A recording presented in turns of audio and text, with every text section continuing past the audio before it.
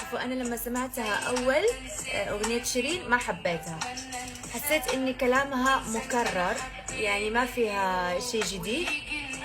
بس لما سمعتها بكذا صوت بكذا مرة حبيتها، خصوصا إحساسها، يعني تحس إنها حاسة الأغنية، يعني فهمتوا كيف؟ يعني أبدعت صراحة.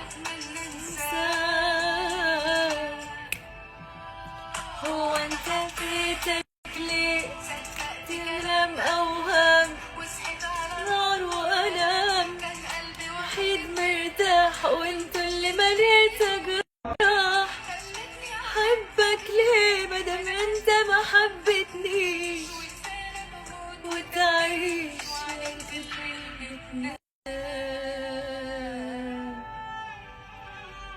صراحة كثير حلو إحساسها فيها، ها كثير. ملامحك من بالي تزول لو حتى تروح، بطلوع الروح مقبول بتمنى تزول.